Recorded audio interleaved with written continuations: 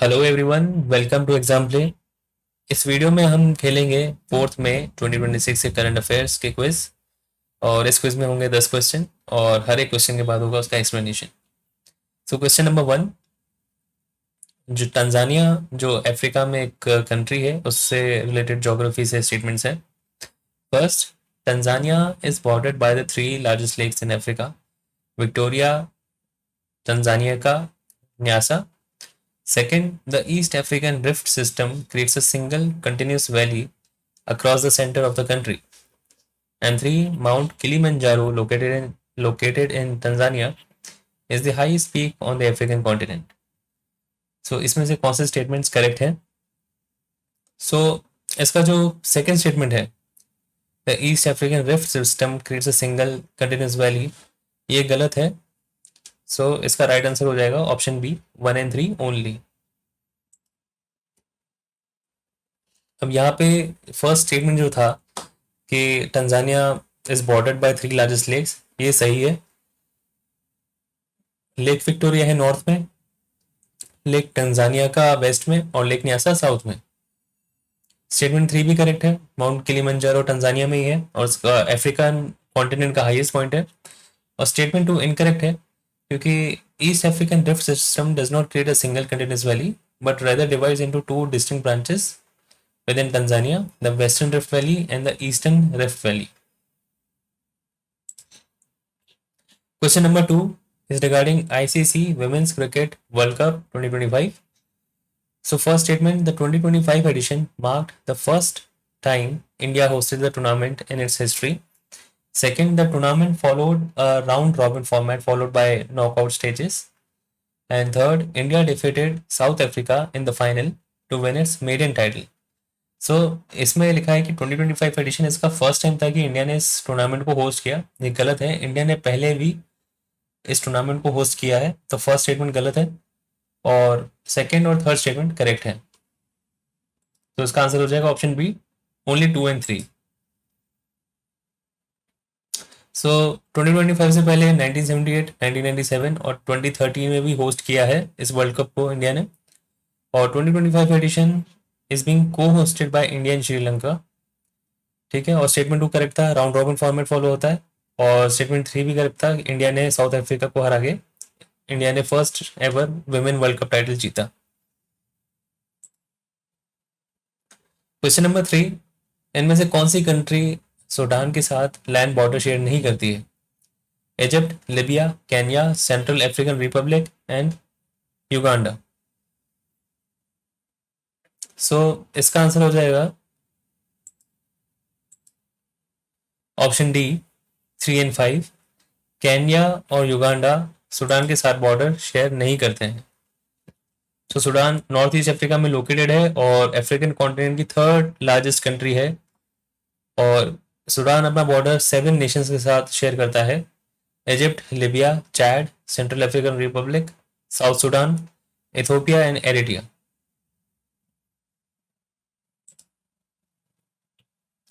Question number 4, the CMS-03 satellite features payloads in the C, Ku and Ka bands.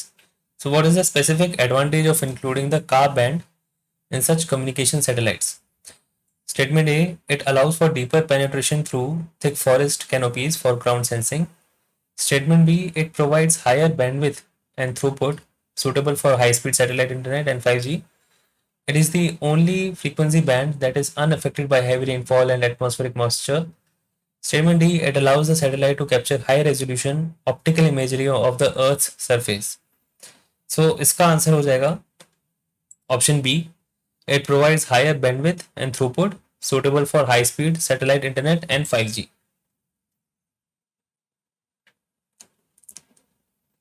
So इसका explanation है यहाँ पे detail में।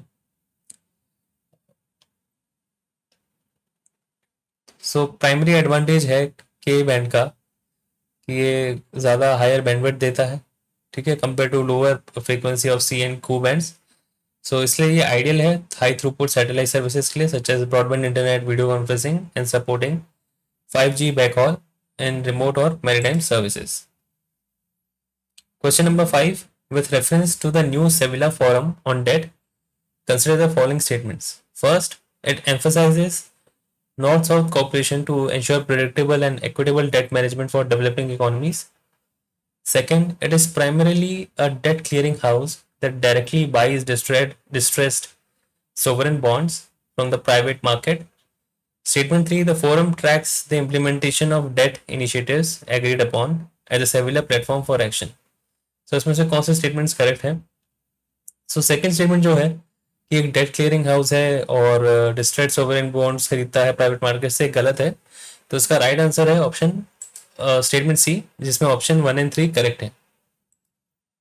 So new सेविलर forum जो है बेसिकली जो भी कंट्रीज साउथ में है, जैसे ब्राज़ील हो गया, साउथ अफ्रीका हो गया, इंडिया हो गया, और भी कंट्रीज आती हैं ग्लोबल साउथ में, तो इनके डेट को लेके एक डायलॉग फोरम है ये, ठीक है, न्यू सेविला फोरम। इससे पहले पेरिस क्लब भी है एक फोरम, और लंदन क्लब भी है, बट जनरली ये क्लब्स जो हैं, ये ग्रुप्स जो हैं, जनरली डोमिनेटेड रहते हैं वेस्टर्न नेशन से या डेवलप नेशन से।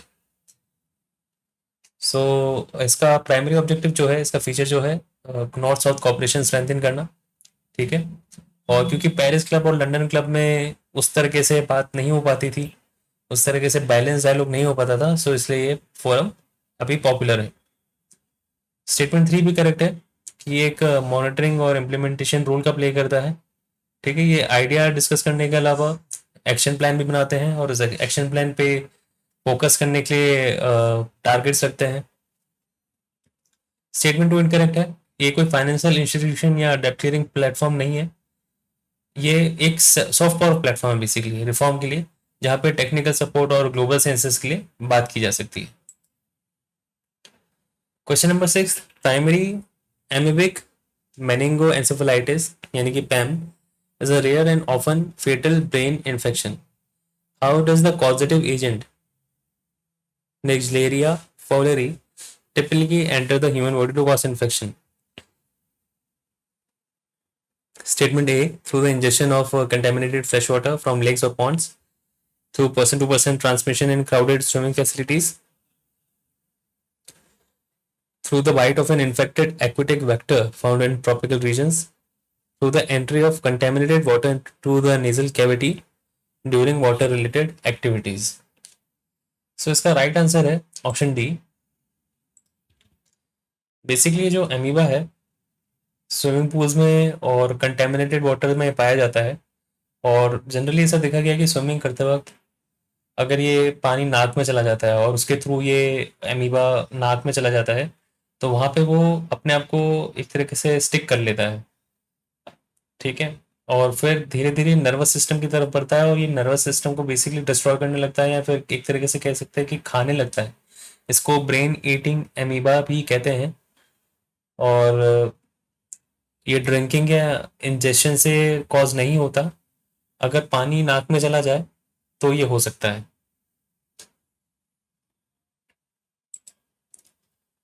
Question number 7 is regarding comets.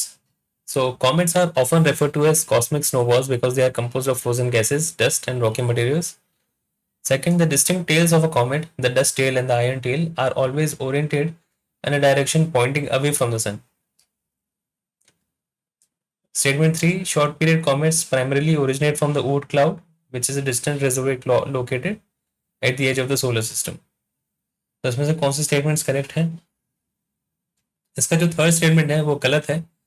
Short period comets Kuiper belt से आते हैं, जो नेपट्यून के आगे एक एस्ट्रॉइड बेल्ट है, Kuiper belt. Short period comets वहां से आते हैं, और लॉन्ग पीरियड कॉमेट्स आते हैं ओर्ट क्लाउड से। तो थर्ड स्टेटमेंट गलत है, तो इसका आंसर हो जाएगा option B 1 and 2। So statement 1 correct है, उसका जो कॉमेट का कॉन्सेप्चुअल डिस्क्रिप्शन है करेक्ट है, और स्टेटमेंट 2 भी सही है कि रेडिएशन प्रेशर की वजह से, सोलर विंड की वजह से एक कॉमेट की जो टेल होती है, डस्ट टेल जो होती है, वो रेडिएशन प्रेशर से पुश हो जाती है। सो हमेशा वो सन के ऑपोजिट डायरेक्शन में उसकी टेल पुश होती है।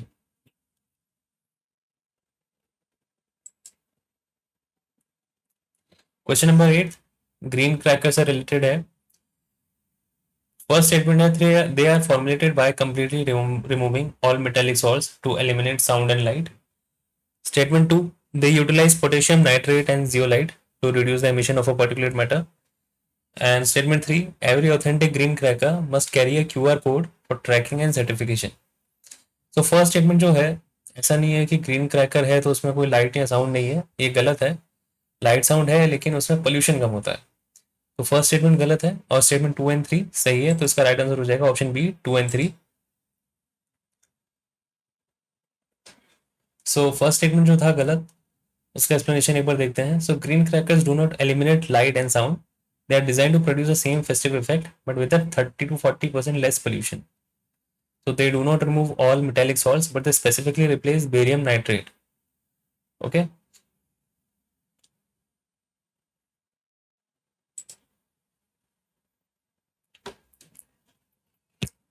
Now let's consider the statements regarding Raumari Dondua Wetland Complex.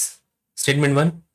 The Rauri Dondua Wetland Complex is vital for the survival of wildlife in the Kaziranga Orang landscape. Statement 2. It acts as a natural bridge and migratory corridor that allows animals to move between protected areas during the annual Brahmaputra floods. So, इसमें कौन से statements correct हैं? दोनों statements correct हैं and statement 2 is the correct explanation for statement 1. सो ये जो complex है wetland complex, ये आसाम फ्लड प्लेन का एक कॉर्नरस्टोन है, फाउंडेशन है. और अक्सर ये ब्रह्मपुत्र में जब भी फ्लड्स आते हैं तो वहाँ पे ये कॉम्प्लेक्स हेल्प करता है एनिमल्स को इस फ्लड से बचने के लिए. ठीक है. और ह्यूमन वाइल्ड लाइफ कॉन्फ्लिक्ट भी इससे कम होती है. और ये एक कार्बन सिंक का रोल भी प्ले करता है और फ्लड बफर का भी रोल प्ले करता है.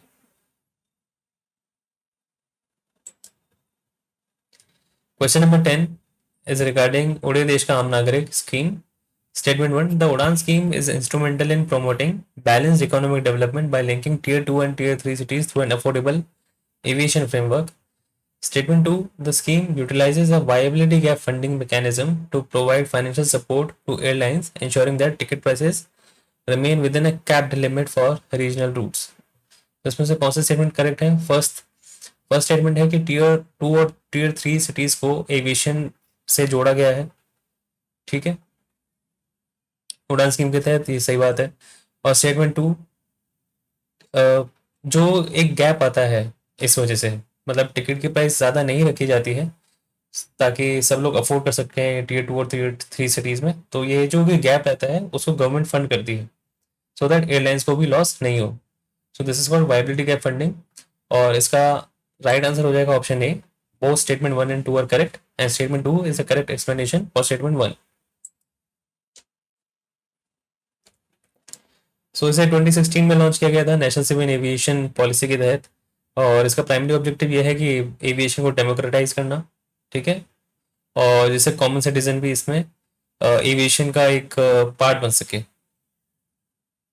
सो this is all for the day. Thank you everyone. So next video भी इसी पैटर्न और डिज़ाइन में होगा और यही इसी तरीके से 10 क्वेश्चन होंगे एक्सप्लेनेशन के साथ. Thank you.